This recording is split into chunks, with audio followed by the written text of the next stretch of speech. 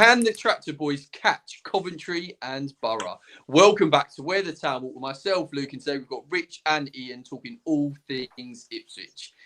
Rich, it was a comfortable win, as probably we're ever going to have. Yeah, I think when you score 2 goals in the first 12 minutes, obviously Blackburn came with a game plan and that sort of disappeared out the window. Great finish by Cashin.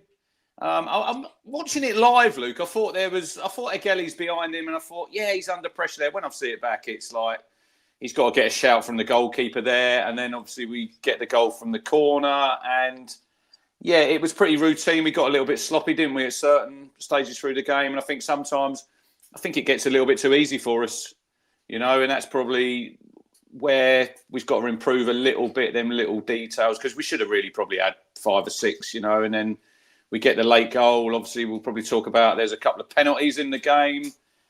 Could have been a red card for Darnell Furlong. So, but all in all, I think if you win 3-0 at home, you're going to be pretty happy, aren't you? Yeah, definitely. Like you said, there's a few things we can go over the performance. It wasn't particularly fluid. It wasn't a great performance, Ian, but we got the job done. 3-0, 3 points, clean sheet, happy days.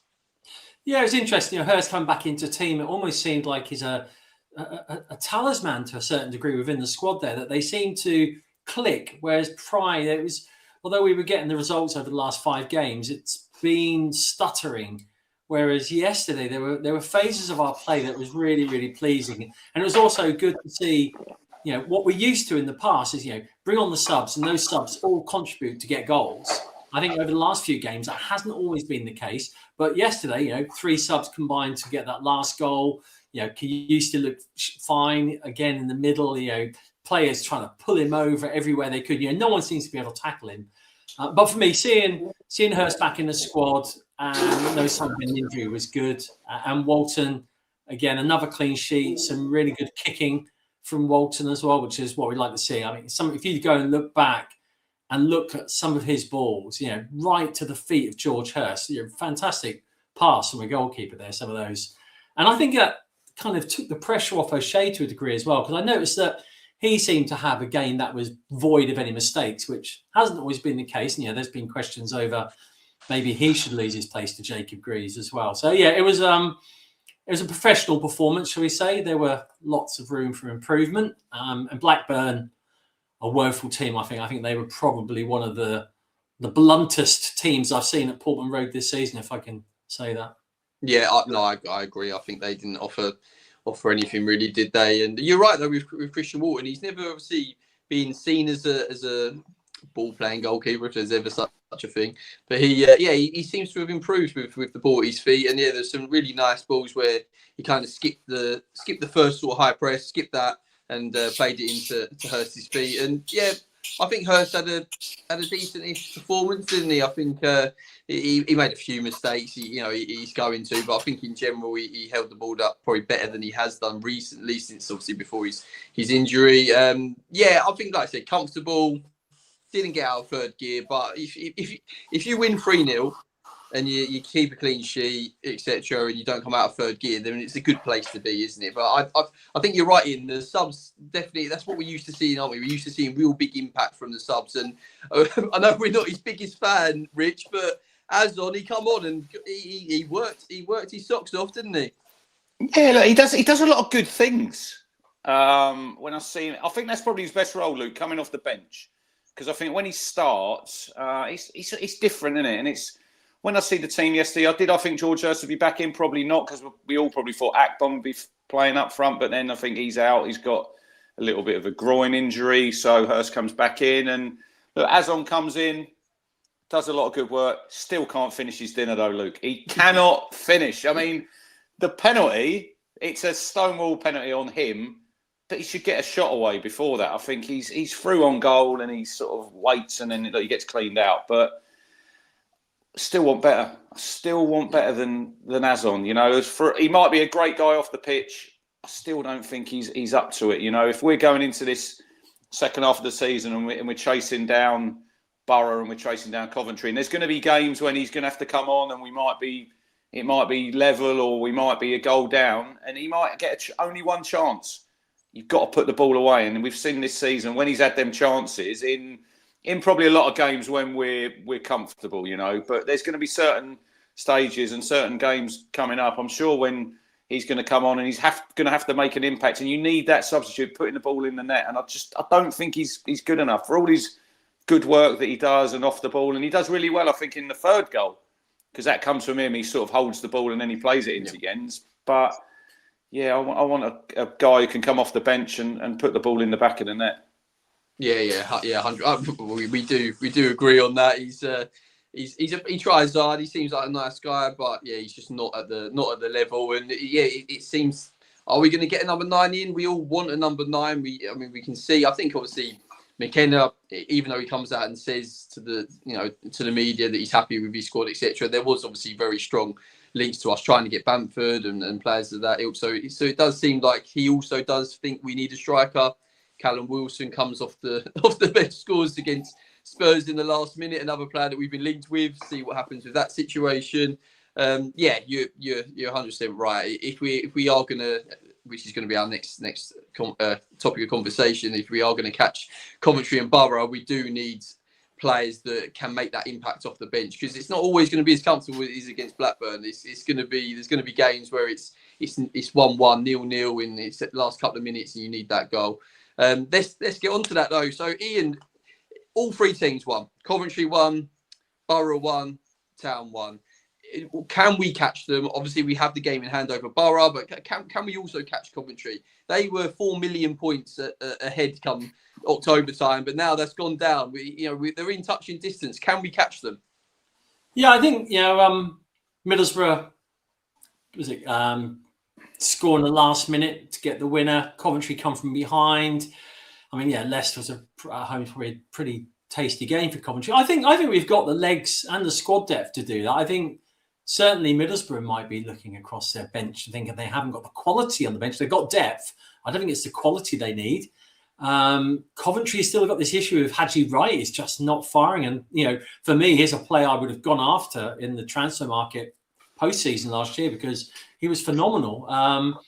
But conversely, Ellis Sims, who I thought was useless last year, is actually looking fairly decent player. So, we've closed that gap, which was it was an astronomical gap. And if you look at the trend charts, it would probably have us overtaking both teams. And as long as we make the most of that game in hand, just to have the psychological advantage over Middlesbrough. April's going to be an interesting month. Again, if you look forward to the games we've got coming there, and Middlesbrough at Portman Road is going to probably be a 6-pointer. For me now, we've got to look at the team. Sorry, Ian, we've lost you, mate. But Rich, I'm sure you can take over the Coventry Borough. They're teams that are definitely now catchable. Do you think that we can catch them? Yeah, I mean, I was watching the game Friday, and then Borough was so comfortable in that game, and it was 2-0, and then within a blink of an eye, look, that's the Championship, Take your eye off the ball, and they score two quick goals. But then, look, they showed a reaction there, and everyone loves a last-minute winner, don't they? I mean, you go out the ground and you're as high as a kite. And then, obviously, yesterday, Coventry were behind. I think we can catch them. It's just the thing that I want to see from this squad, and I've said it before, it's like we haven't won a game yet when we've been behind, have we? We haven't done that yet, especially away from home. I think the away form's going to have to pick up, because I think at home yesterday, that was the sixth win on the bounce at home with the cup game. So we're really strong at home now, and we know that Portman Road's going to be like our fortress, and I think we're going to pick up a lot of points between now and the end of the season. It's just when we go away, next Saturday, Sheffield United, Bramall Lane, that'll be a tough game. But we need to go there, and we need to get 3 points now, because it's all about that momentum that we've built, and we've cut that gap, haven't we? Because we were pretty slow out the blocks. But now, if we win that game in hand, because that's not a given, because we had Blackburn the game in hand earlier in the season. I think everybody thought we'll go there the second time and turn them over, and we didn't do it, and we got a draw. But when we go to Pompey, we've got to win that game. February is a nightmare month as it is. With the amount of travelling we've got, you've got that Wrexham Cup game thrown in, which was not ideal, that we've got to go there on a Friday. And I do agree with Ian. We have got the squad depth, that we've all talked about. Ipswich Town have got this super Championship squad and all that, and we're probably going to have to add a couple. I'd be disappointed if we couldn't get a couple in between now and the end of the window, just to add them extra bodies. It was good to see Smodic score yesterday because he'd probably be needed, Luke. You know, we're not sure about Philogene because it didn't look that serious, but I think Kieran said he's got to go and have a scan. So we'll all keep our fingers crossed that there's nothing sort of too serious there. But you never know. You get an injury to a Jayden, and then you're down to Jack Clark, and you're going to need Sammy Smodics in that position, you know. So I know there's been a lot of speculation about him leaving the football club, but I don't think we're going to leave ourselves short. You know, players like who might move on, for me, it's going to be in the summer. You know, we need to keep them players around the squad, and Kieran has that touch, doesn't he? That he keeps everyone involved and he keeps everyone happy. But it was nice to see Smodic score yesterday. You know, he's not scored at Portman Road, and I thought it was a really good goal, really good bit of play by Burns there to just lay it on a plate for him. And it's like Kieran said, sometimes in them situations, Burns probably wants to score, but it's an easier goal, isn't it? If he just rolls it across, it's literally just a tap in for Sammy. So yeah, I think we can catch him. Will we catch him? I don't know. That's what we love about football. We just don't know. That's what we love. That's what we love about it. I want to. You mentioned him there, Wes Burns. I just want to say something about the guy. We are going to touch on him later on in the show, but I think he obviously the injury he had was a very serious one. Some players, don't come back and from that to get back to the same level. But he's been brilliant. I really do think he's been brilliant. He came on and was the impact player that we needed against Blackburn at the weekend. He got that goal, but he does the simple stuff so well. As a winger, he beats his man, puts the ball into the box. He's a joy to watch, and I really do hope that he, if we do get promoted, I really hope that he does try. He struggled in the Prem last season. I really would love to see him try and make that step up next season. But yeah, we shall see. You talked about obviously us having to get back to getting the away form better, which needs to happen quick because February we've got every game under the sun is an away game. What are we expecting from that, Ian? Is it going to be a tough month? Yeah, I mean, on the road, 5 games away from home. We've got to wait until the end of February to come back. If you take a bit of a disappointing loss on the road, you don't have the luxury of coming back to Portman Road, getting the crowd behind you, get back up again. You got to do that yourself. And we're very lucky at Ipswich. We have one of the best travelling supports in the Championship. And I think, the fans, as long as the fans act like the 12th man on these away games, and it's a big enough ask on the fans as well. It's an expensive month, February. You just got over Christmas. That's always a concern for me. You have a disappointing result on the road and you don't have the chance to come home back to Portman Road in front of a packed house and kind of get that win we need to start the momentum. So somehow, we've got to get a really, really good couple of away wins. I'd still really want to see us still in the FA Cup because I think that will, that will give the match time we need for the players who are fringe players as well. Yeah, definitely. Yeah, Rich, just quickly, I don't think we spoke about it last time. I know you love an away day, mate. Are you doing both the Wrexham games? I can't do the Friday because my youngest lad doesn't finish school on the Friday till 10 to 3, and then it's probably about 4 hours. But then I've got to be at work on the Saturday morning at 4:30, Luke. So, as one of my mates messaged me, he said you would definitely have done that when you were younger, and I probably would.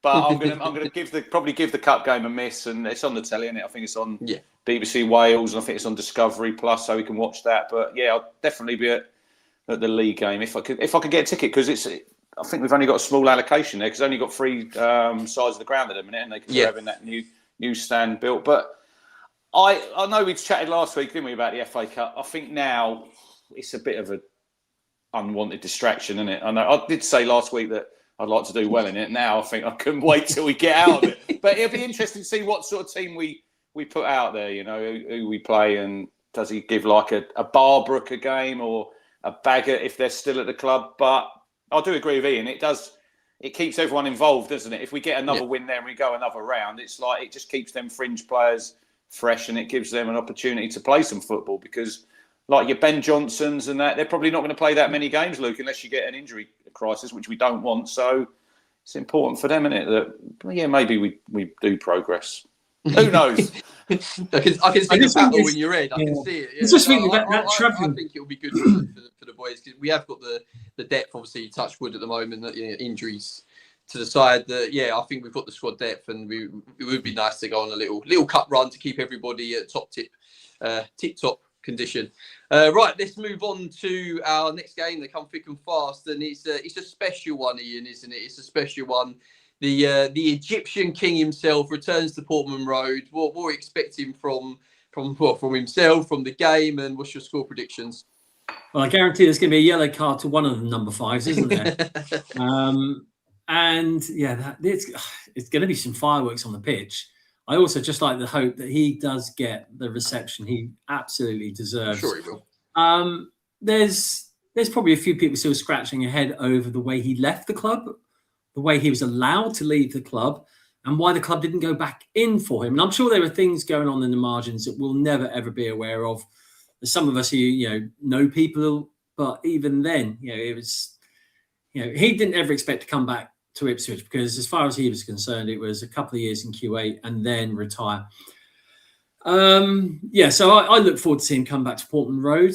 I'm buoyed slightly by their poor performance against Oxford. By all accounts, they were terrible, because the games I've watched Bristol play with Morsey in the middle, he's been class. He's been absolute classic Sam Morsey, dominating the game, setting the pace, setting the first challenge as well. So like I said, there's going to be some fireworks to see. It'd be interesting to see who's playing in the middle against him alongside Matasiwa, if it's Kiyusti or Taylor, because looking at the rotation, you might expect Jens to be starting, and we know how he likes to push forward on these dynamic runs with the ball. That will draw a foul, and we know Morsey's always got a foul in him. So it's going to be an interesting game. I think put the emotion to one side. I'm again looking for another clean sheet. I'm looking for at least 2 goals from Ipswich, 2-0 win, stake our claim on that second place.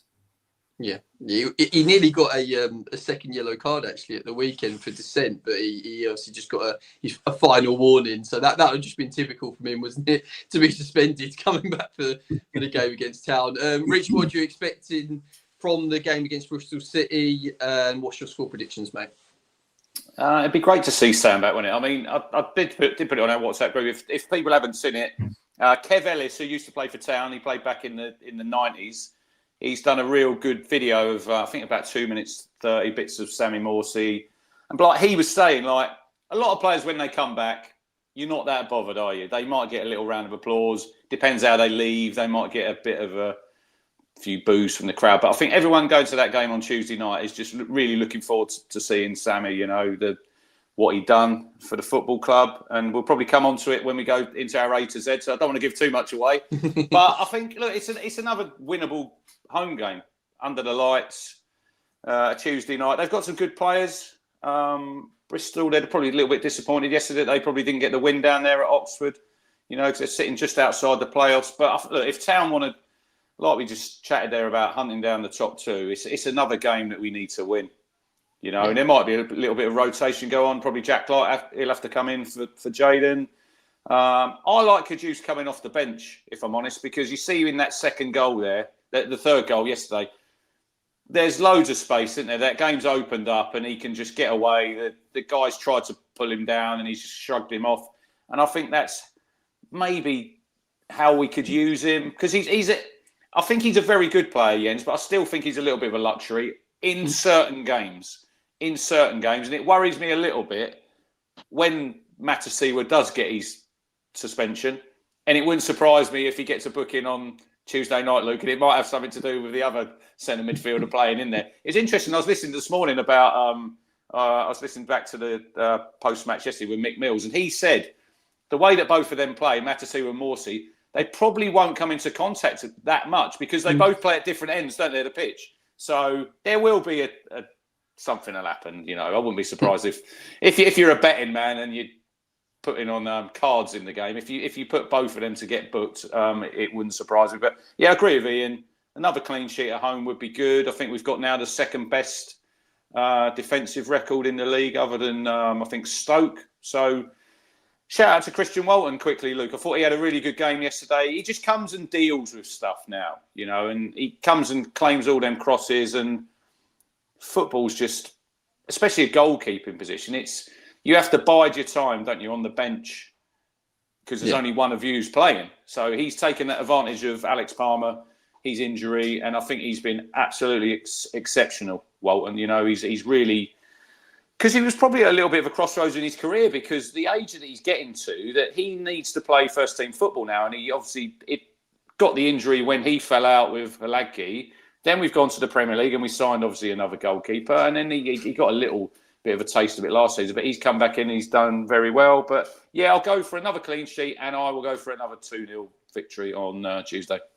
Yeah, that'll be good. Just back to your point on Costa, I do see what you're saying, and I do agree. He's much better when the game's either stretched or he's got a lot more space in there. When the team sheet, so I watched the game with my old man, and when the team sheet came out, I did say, I was expecting maybe to see Costa in there, because I know Taylor played obviously in the cup games. So I was expecting to see Costa in there, and then I think it was after the 2 goals, and there was a ball over the top. Taylor runs back, absolutely brilliant tackle, crunches in, and my old man went, that's why Taylor's in the team.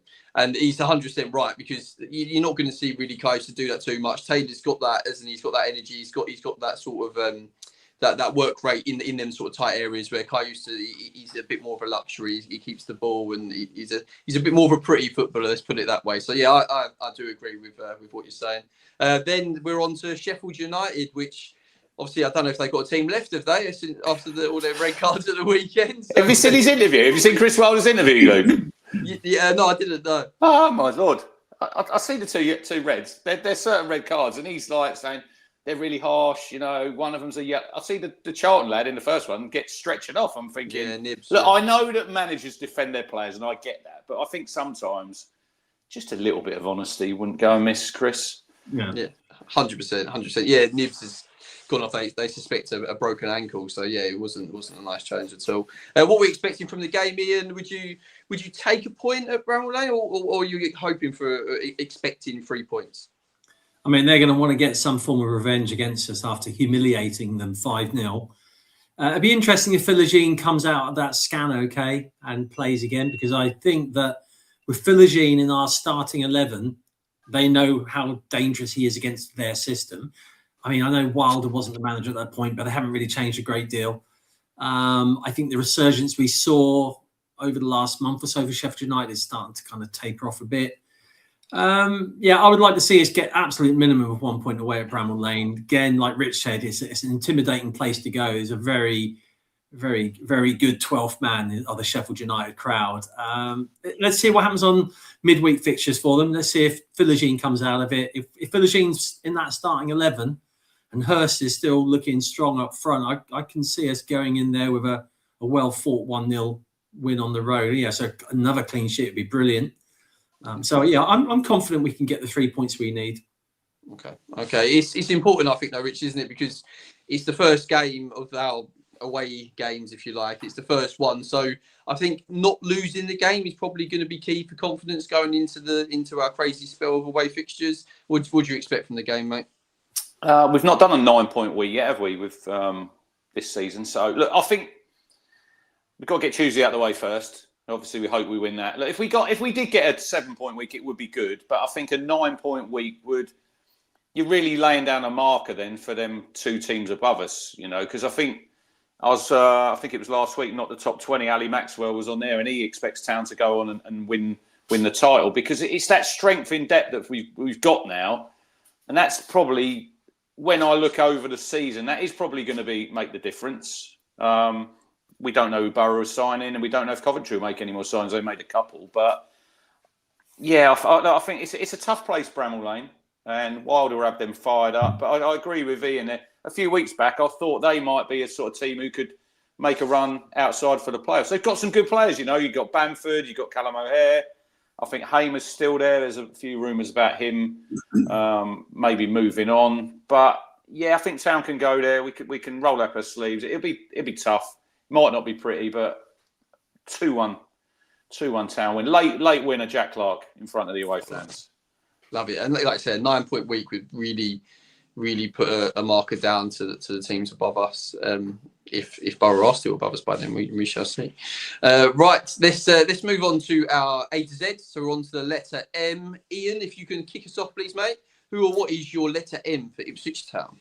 We were just saying beforehand, weren't we? We are absolutely, we have the luxury of so many fantastic players who have qualification of the letter M. And I'm very lucky. I find myself very lucky that I've been able to watch Ipswich with probably 3 of their best ever captains, all who have the initial M in there somewhere. But for me, I think, growing up as a young lad, seeing an Ipswich captain go on to captain England as well, it was a fantastic accolade. And so for me, it's probably, still the voice, one of the voices of BBC Radio Suffolk, and that's Mick Mills. He was such a calm player on the park. I don't think I've ever seen him lose his temper. Can't really recall him ever, getting that many yellow cards. But just to see this team that was brought together by Sir Bobby Robson and to perform so well, and then in the '82 World Cup to see Mick Mills, captaining the team was just. We just took it as read.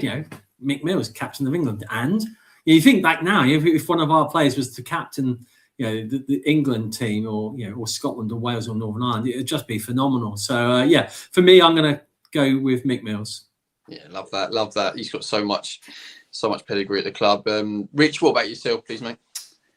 We have to continue the trend of captains, I think. I mean, like Ian says, for a lot of older fans, obviously Mick Mills, is 81, 78, he was there as skipper. But for a lot of younger fans who'd never seen any success, Luke, I've got 3 lads who I took them to town. There was games there. It was dross, and we thinking, what are we doing here? And then obviously Game Changer came in. We're going to probably talk about the first signing of the Game Changer era in a little while, but the 19th signing of that crazy summer. I mean, there was signings galore, weren't there, when they came in? And I remember after the Bolton 5-2 at home, and Paul Cook said, I'm not sure which tone he was using in his Scouse accent, because he used to go up and down, didn't he? When so he does some great interviews. You're thinking, blimey, what's going on with your voice there? He spoke about this player, Sam Morsey, who we were after, and he was at Borough at the time, and they were trying to sign him, and he said, when we sign him, there'll be no more performances like this. And I'm thinking, blimey, this lad must be some player. And he came in, and he had a bit of a slow start, didn't he, Sammy, at town? I think he'd agree with that himself. But obviously then Paul Cook went, and then Kieran McKenna came in. And then the relationship sort of they had, it was great, that they bounced off each other. But Sam Morsey, for me, he's in my top 3 captains of town. Mick Mills would be number 1, and I think it's a real close one between Matt Holland and Sammy. And just the way that it was the standards that he set, Luke, both on and off the pitch, and we spoke earlier in the season about some of the performances that we were putting on earlier in the season. And if Morsey had been here, I did say, I don't think he'd be letting people get away with that, Great captain. I think he's an underrated footballer. I think he's a better footballer than a lot of people give him credit for, He's got the dark arts, and we all know that, and he loves a yellow card, and he had a few suspensions, didn't he? But if you look in there, there's a few crucial goals he scored. I remember the one away at Milton Keynes in League One when he popped one in from 20 yards. He was always great with that crossfield ball. If you watch the Sarmiento goal, obviously against Southampton, how he shrugs off their player. Morsey's like, get off me, and pops it out there. But Sam Morsey, he's just such a great captain. I've got a number 5 on my wrist because he's my all-time probably favourite town player. I cannot wait to see him on Tuesday night, and I think it's a crying shame that he didn't have when he departed, he didn't have that opportunity, in a blue shirt to go. And I think we'll all go to that game on Tuesday night, and we want to win it, and we know that we want to win it, and we need 3 points. But to see him come back, and I was reading his interview in the week he done about obviously when he left, he didn't think he'd play against Town again because he obviously went to the Middle East. It didn't work out for him. But I love that interview as well. He had a little snipe at Norwich, didn't he? He just fired a little shot in there that all the Canaries fans' heads were falling off. But yeah, look, it'll be great to see him on Tuesday night, and it'd be great to see if he's still sort of got it in his locker, because we all think that he probably has. And yeah, it'd be quite an emotional occasion, I think, for him, because when I see that interview, I think Morsey doesn't. To me, he doesn't come across as someone who's a bit sentimental in that, because I think in football, you've probably not got time for that because it's your career and your contract. But I think even him, listening to that interview, I think even him, he's probably thinking, how am I going to be able to? He'll be able to handle the occasion, but I think the back of his mind, he'll think, yeah, I had some really good times here because he didn't. He captained us back-to-back promotions and just a wonderful footballer. And I think we should all be very lucky that we got to see him and that group of players we had at that time, Luke. I think for a lot of fans, it's probably their favourite couple of seasons following town, 100%. I echo I'm sure Ian does echo everything you said. I think that's a great tribute to him. And yeah, I think it's nice. He couldn't get his farewell in a blue shirt, but him coming back on Tuesday, we can give him a good reception. I know Ian said at the top of the show, I hope that the fans do give him a great reception, and I'm sure they will. Like I said, he's done so much for the team, for the club, for the county. He's the reason. If you're going to put it down to one person, the double promotions, it's him, isn't it? I don't think we get promoted to the Premier League if it wasn't for him. The character he showed, the leadership he showed on and off the pitch. I think he really helped McKenna at the start. I think McKenna, obviously it was his first job in management, and I think having the character like Morsey there really helped sort of set the tone and set what went on to be an absolute brilliant team. So yeah, very, very good. I echo that. And also, you have unlocked so many memories of Paul Cook in interviews there. I completely forgot about that. How his voice used to go up and down. Oh, honestly, yeah. But you need to.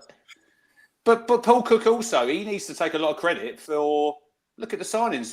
He's got Sam Morsey, and there's another one who we're probably going to talk about in a minute. He's still at the football club. Yeah, very true. Well, let's get on to him.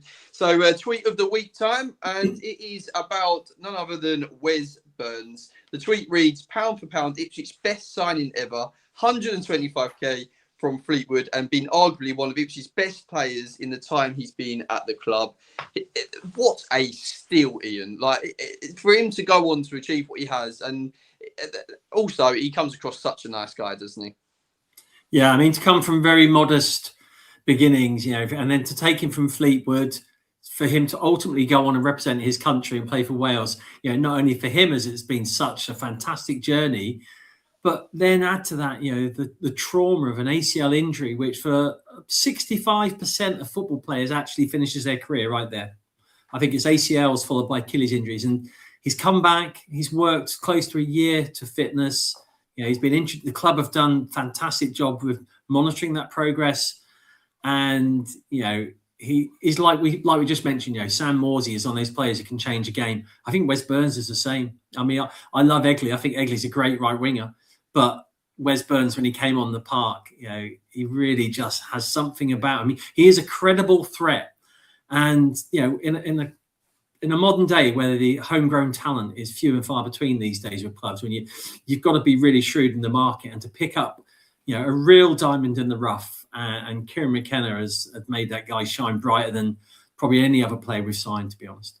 Yeah, definitely. He's an out and out old school winger, isn't he? You see all these different types of wingers these days, and they like to come in on inside, but Wes outside, knocks the ball, uses his pace, gets the ball in the box at any opportunity. I know you're a big fan of his as well, Rich.